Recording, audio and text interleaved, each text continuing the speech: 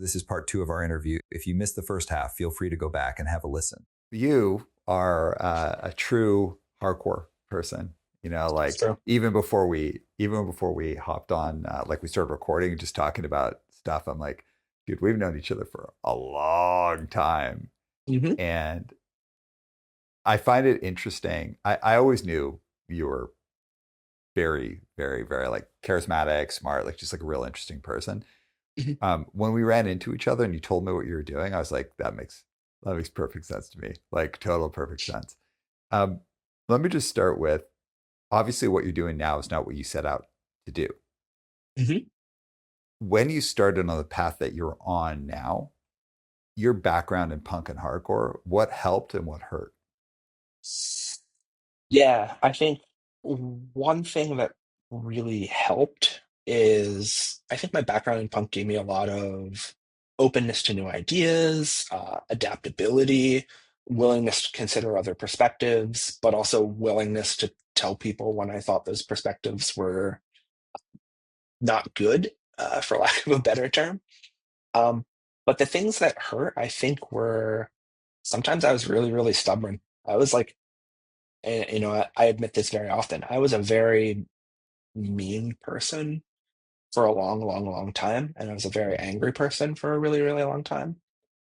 I don't know that I'm necessarily less angry, but I'm definitely a lot less mean these days than I was. And so that made me kind of standoffish in ways that I think hurt me socially, developmentally, and it made me like difficult to be around for quite a while. Um, and it is what it is, and I think I've learned and grown a lot from that. But having that experience also kind of gave me the opportunity to sort of reevaluate, like how do I stand in the world? Like what is the position I take? What is the person I want to project? How do I want to treat other people and be treated by other people? And so in some ways, like we were talking about earlier with having jobs that suck, so you know that you don't want to have that job, like sometimes this is horrible, but like treating other people poorly and then dealing with the consequences of that to know that I don't want to do that to other people anymore was really quite important for me. Yeah, I appreciate that vulnerability. One of the things that I think is that can be tough about coming up in any kind of self-baked scene where it's like punk and hmm hardcore or whatever subgenre you want to talk about is like this kind of like self-assurance that like our group our group is the best group and we've got it. hmm Like we don't need, one of the things in hmm hardcore, it's like the outside world. It's like, what are you talking hmm about? Like, it's like we all live in the same general reality. Yeah. And that idea of being somehow like separated from other people and other realities just because you're into a form of music, I think can get people locked into a very, very small worldview that could keep you from growing as a person and really holding up a mirror. Like, how am I acting? Who am hmm I associated with? Like, are we actually doing the right things?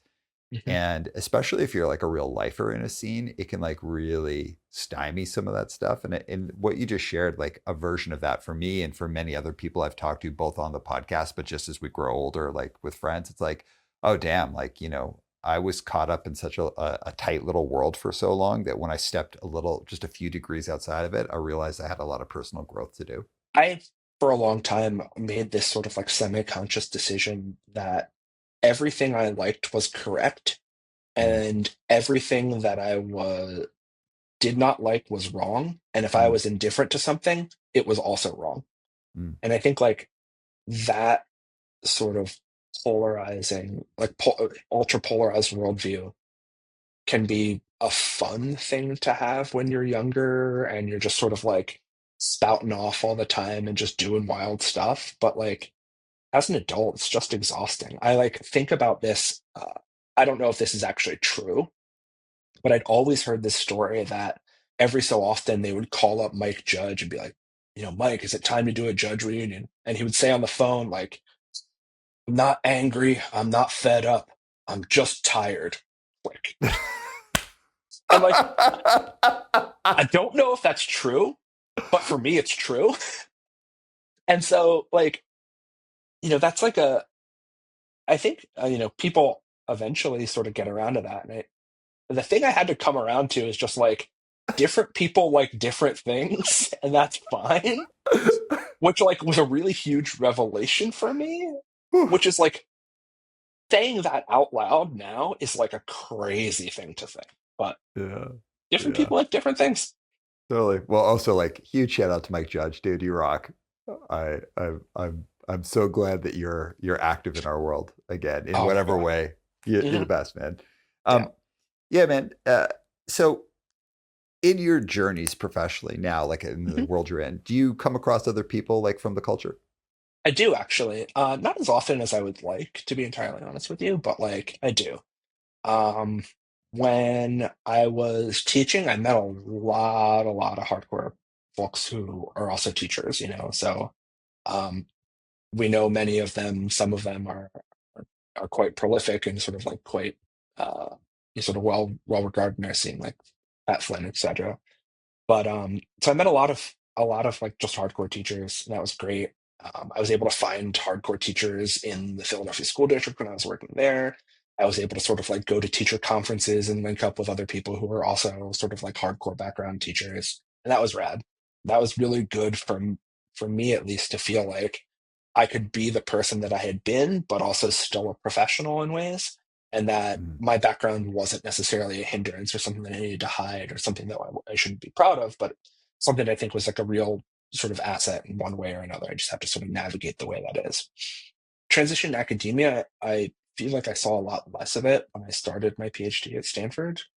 Stanford's a very weird and stuffy place, but I eventually did like find some people who were like old hardcore dudes. I found another grad student sort of in my last year there who was also another like vegan straight edge guy.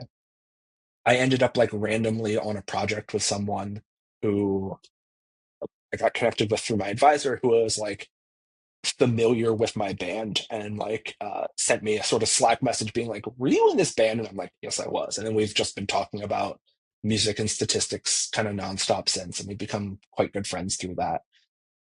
NYU is weird because it's in like sort of Greenwich Village and it's in a place that's like functionally impossible for someone on a university salary to live in. In order to sort of combat this, NYU has this like massive faculty housing complex that you can live in. It's just this like huge faculty apartment building. And so I live in those. And then there's a guy who lives in the building next to me who's like an old sort of like more Revolution Summer DC vegan straight edge dude, and we hang out like all the time and cook food together and do stuff and shoot the shit and do academic stuff. Shout out to Matt, he just got tenure. Very proud of him. So you meet people around the ways, but it's like you always sort of have to like carefully feel out like are you one of us or are you not one mm. of us? And sometimes they are, and sometimes they have a very proper haircut. And that's all. I had the most bizarre experience recently. I was working with the president of like a business unit in a big international company, but just the Canadian arm of that Mhm. company. He's the president of the West, and he's bringing me in to do some work with his team.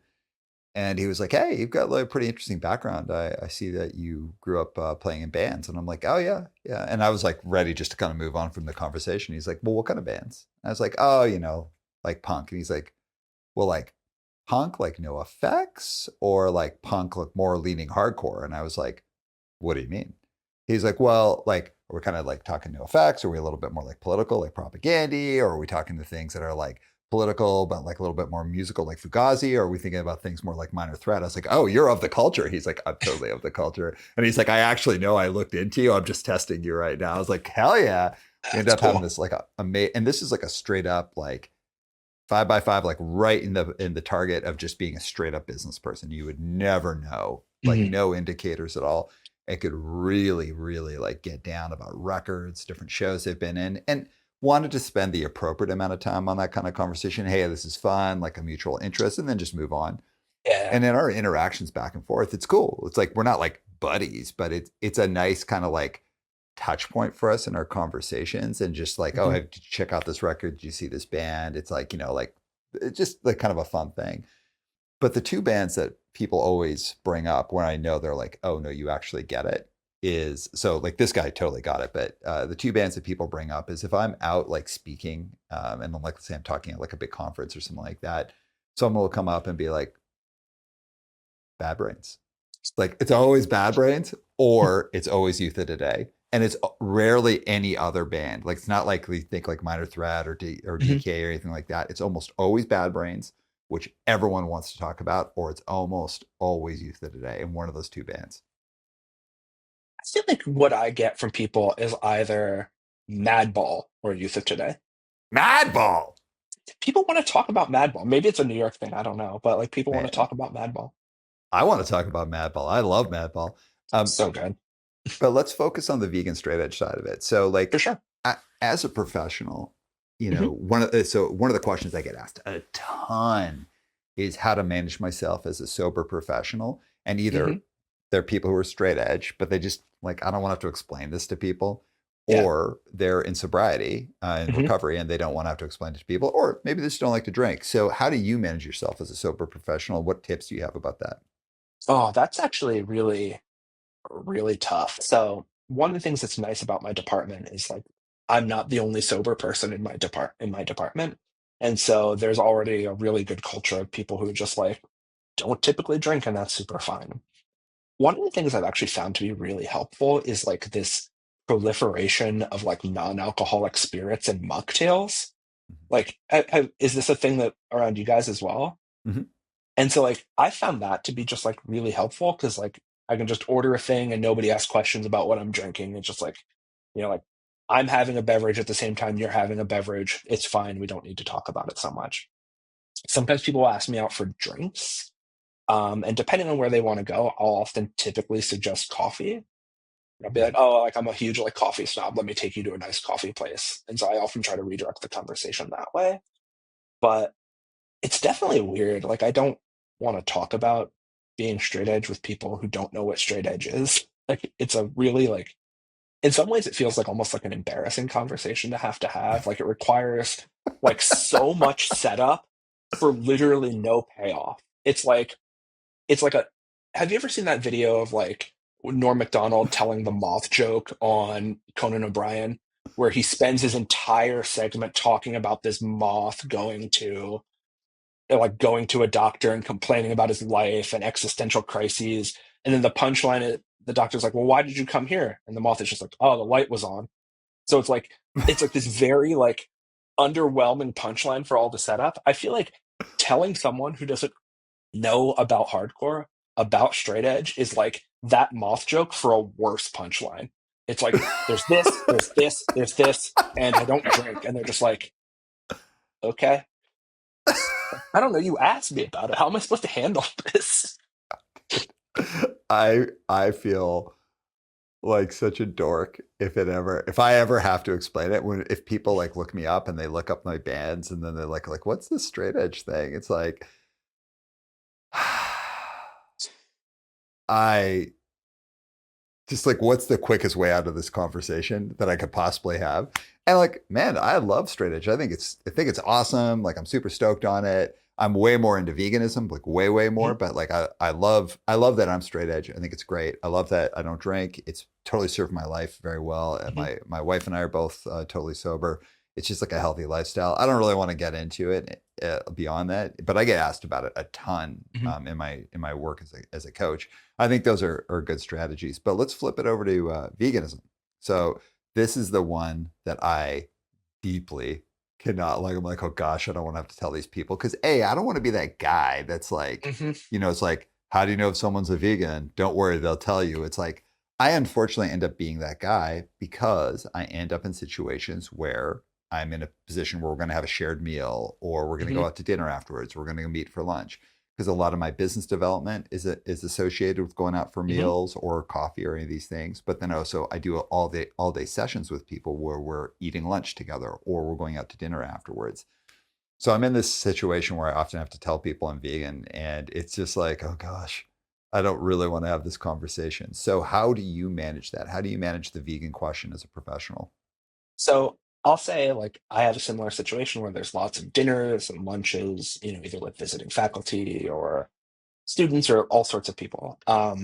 One of the things that I have found to be the most helpful is one of the admins in our department. Her name is Amy. She's literally the best. She's amazing. Is also vegan. And so when things get scheduled, she makes sure that like there there are places where things will be easy and I don't have to worry about it. And like that's like the best. As far as like doing things in sort of smaller situations, I found that nowadays it comes up a lot less than it used to.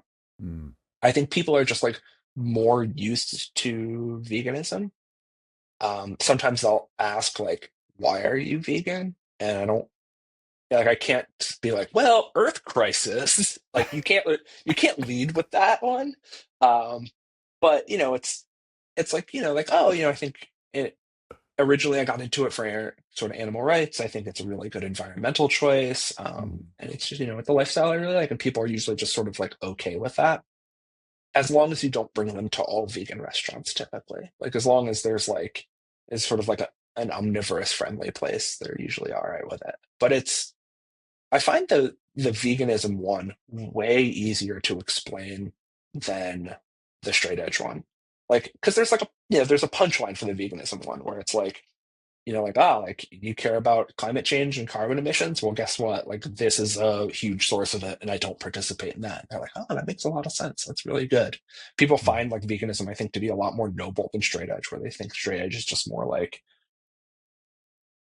kitschy and cute, Just like, oh, that's adorable. um, Around veganism specifically, I feel that it can inject a level of either interest where people are Hmm. like, oh, like I was just in Dallas doing some work. I had this awesome conversation where it was a smaller team engagement. And I had to be like, yeah, I'm vegan. And they were like, oh, and everyone wanted to start talking about it. And the conversation can kind of go one of two ways. And this is my favorite way it goes. It's like, oh, my partner is vegan, or my sister's vegan, or whatever, whoever it is. And in this case, there was multiple people who either they themselves ate vegetarian because their partner was Hmm. vegan, or they had a family member. And it was just like, oh, this restaurant is sick. This is totally awesome. Have you tried Hmm. this? It got into the like, just the culture of it. Like it was fun, Yeah. interesting conversation. And anyone who wasn't didn't have a family member, they themselves weren't, could be part of that conversation because Hmm. they're like, oh, well, I'm interested in this. It was really cool, really fun conversation. But the flip side of that is where people are like, oh, well, I hope it doesn't offend you if I eat a hamburger. It's like, oh my God. Like, I do not want to discuss this with you at all. You, Yeah. First of all, if I said yes, what are you going to do? Like, get up and leave? Like, throw your hamburger out the window? No. But B, it's like, I don't want to talk about what you're eating, nor do I want to talk about that your second cousin is a hunter and that you go hunting Hmm. with them, or what Joe Rogan thinks about vegans. Like, I don't care. Like, I have Hmm. nothing against it. It's no big deal, but I don't want the conversation to go that way either. So it's like my most reticent thing to bring up that I often have to bring up with people. Yeah. I agree with you completely. Like the first way that goes is one of my favorite sorts of conversations because like I love food. I love trying new food. I love cooking and experimenting and doing all kinds of weird food stuff. And like any excuse I have to have those sorts of conversations with people is just awesome and fun. And it's a really nice subculture where it's like, oh, do you know about this like under the radar spot? Oh, it's so good. Like as soon as you said I was in Dallas, I was like, oh, do you know about like El Palote, the vegan Mexican bakery? Did you go to that, by the way? No. There's an all vegan Mexican bakery that also has tacos that's amazing in Dallas. We went to two vegan Mexican places, and they were both sick. I'll send it to you afterwards. Awesome. I'll send you mine as well. But yeah, so like that stuff's great, but just like it's asking questions, like asking people to answer questions where their answer is entirely unactionable is just like a bad situation to be in. Do you know what I mean? If they're like, "Am I going to offend you if I have if I eat this burger?" Like, you're not going to do the like no more video, throw your burger in the trash can thing, right? If you're not willing to do that, don't ask. Just like if it was a problem, I would have cloistered myself in like some weird monastery years ago. Like, I'm an Totally. adult. Like we're all just adults doing stuff in the world. You don't gotta make it weird. Just be like, cool. Don't make Like it weird. like I don't like if you're an adult who only eats chicken fingers and buttered noodles, like that's fine. We don't have to talk about it. Like different people like different things. It's okay. Totally. When we were talking about great vegan places in Dallas, Mike is over behind the camera shaking his head in contempt. So Mike is a highly opinionated vegan.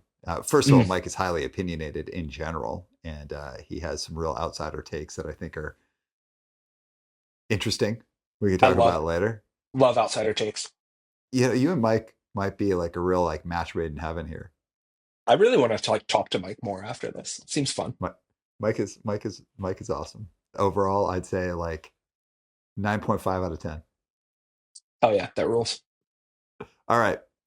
We're going to head into the crucial three, where I'm going to ask you a question that scale up in difficulty as we're closing off. But before Mhm. we get there, is there anything you want to ask me? Anything that you want to add into our conversation? Anything you want to shout out? Mm. That's a good question. Are there things I want to shout out more than anything? The Four Punch book that Shining Life Press put out recently. I, for a while I was thinking, veganism is so much cooler than straight edge, and then flipping through that Four Punch book and reminding myself of sort of like the state of the world when I was getting into straight edge. Dude, straight edge is so cool.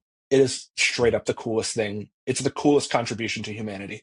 It's amazing. I cannot recommend that book enough. It was so fun. And going to actually the release that they did in Asbury Park, where it was just like people telling stories. Were you on the Livewire board for the original Floor Punch week? Yeah. That was one of the best weeks of my entire life. And I still think about some of those stories all the time. The like porter pulling up a chair to a buffet and like how they had that ice cream cake in the freezer for like months and just like all of this just nonsense. It was just like so much of what is fun about being straight edge was just sort of like Mhm. captured in Floor Punch as a concept that like I cannot shout that book out enough, and it's a beautiful cultural artifact. I love that you say that. I was just talking to Andy Norton. Shout out to Andy the other day, and he was at a book fair in LA over the weekend with John and the whole Shining Life crew. Hmm. I love what that those guys are doing, and it's funny that you're bringing this up because my first question was going to be about Floor Punch. So Mm. it's perfect, and it's also how we started our conversation. So anything else that you want to shout out? Uh, I guess generally everything they do over at Shining Life is just wonderful. Food, go to a Nixie when you come to New York City. If you want New York City Rex, hit me up. Slide into my email. It's easy to get to. And if you want to do a PhD in applied statistics, hit me up. That being third on the list, the other the other two Yeah, for being the sure. first. I want to All talk right, about man. floor punch and Uh, food, and then all right. So, question number one. You're a smart dude. Very, very smart. Always struck me as someone that I enjoyed talking to. Always had a lot to say. Um, Floor Punch, depending on who Mhm. you speak to, either the great, like one of the all-time greatest bands, or not that at all. So, how do you square up being as smart as you are and having the understanding of the greatness of Floor Punch that you do? Yeah, an early experience that happened to me. I went to a Wilkes-Barre Fest. DS13 was playing, and the singer of DS13 was like, "We from Europe send you our best bands, and what do you send us? Floor punch." And like to me, I was just like, "Boo, boo." I, in retrospect, though, I think you have to have some ability to understand what's comical about yourself. And I think in a lot of ways, Floor Punch is like a fun thing, but not a silly thing. Mm. People are like, you don't like things that are fun. And I'm like, sure, I don't care for, say, good, clean fun. I think that's a silly thing. That's not what I enjoy spending my time with. But like Floor Punch is to me a fun thing that's a big celebration of all the things that are important about sort of straight edge hardcore and being young and having friends who are also straight edge and doing all of this stuff together. There are a lot of things that are associated with Floor Punch. I think that, and this is something that, Mark said even at that sort of book event, like if I could go back in time, maybe I wouldn't say those things again or use those words or use those turns of phrase anymore. But the core of it is like it's such a an important marker of a physical place and time in my life and celebration of all of the stuff that's just like fun about straight edge that I think it's just like a perfect and beautiful shared thing.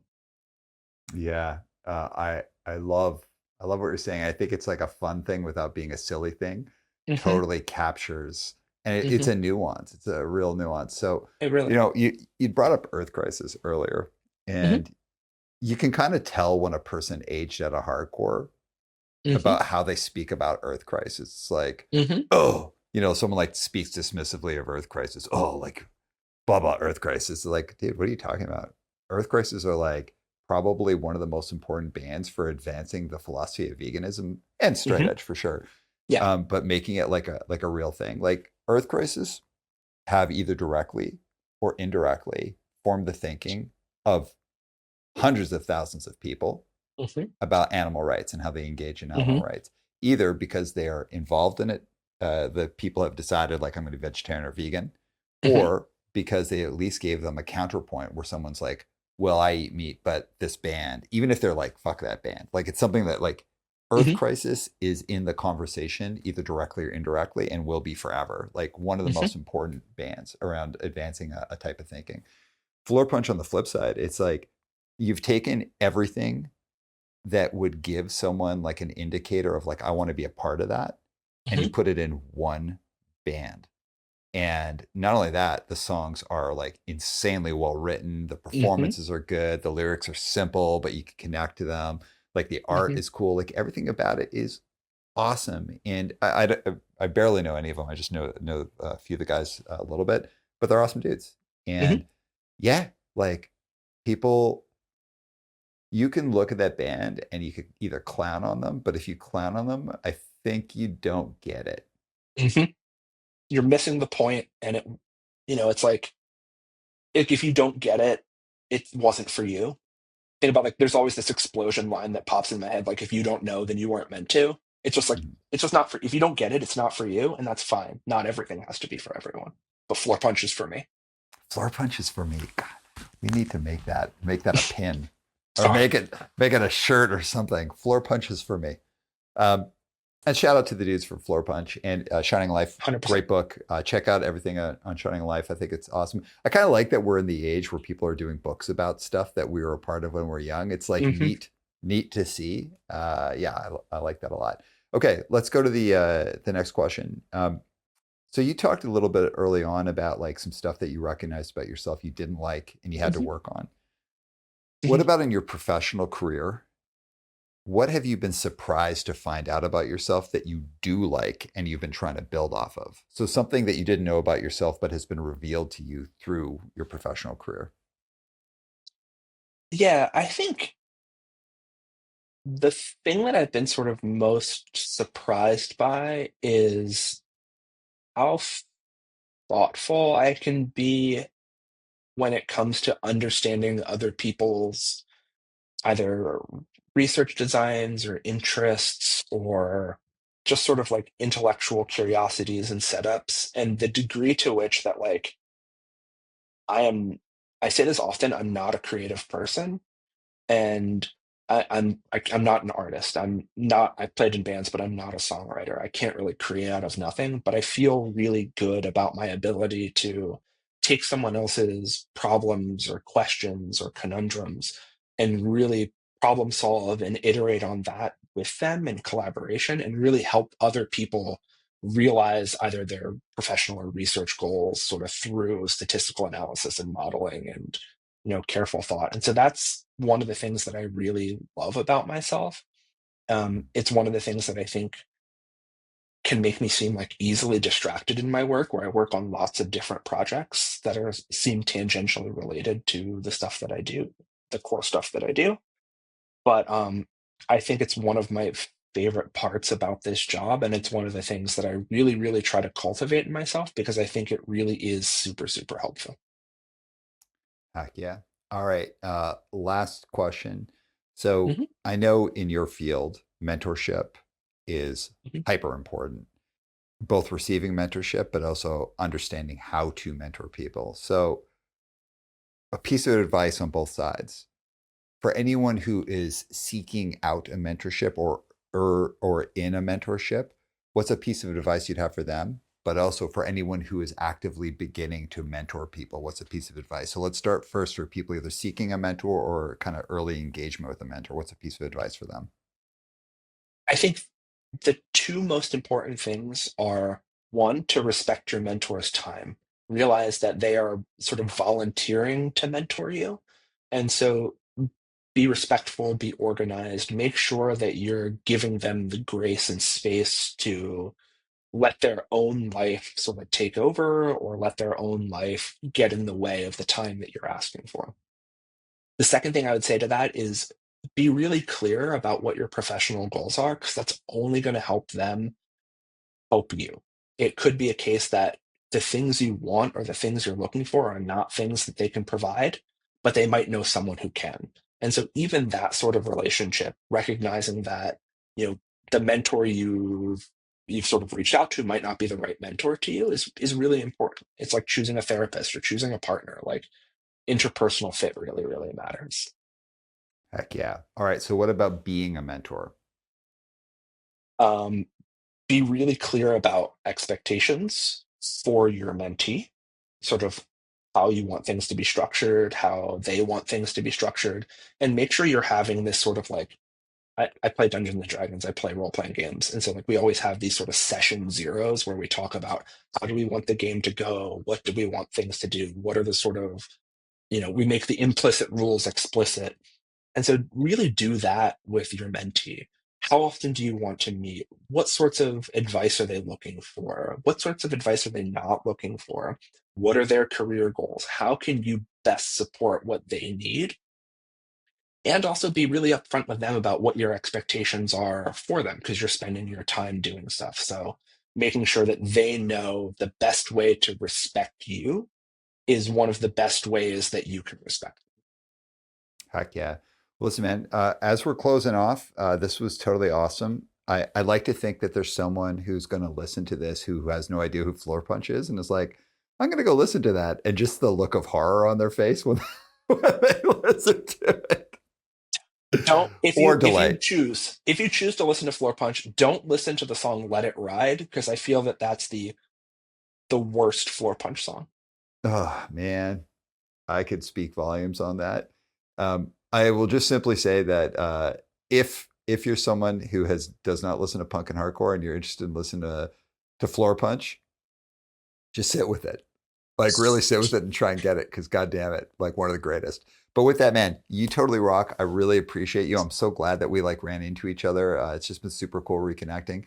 This is an awesome, awesome conversation. Anything else you want to add as we're closing off? It's been a blast. It's always great to talk to you. I feel like we always have really thoughtful conversations, and so getting to schedule, sort of 2 hours of my day to just talk to you about stuff has been the highlight of probably my month. So it's always a pleasure to see you, and I hope I get to see you in person again soon. Hell yeah, man. Awesome. All right. I will talk to you soon. Everybody, we'll see you next time. Have a good one.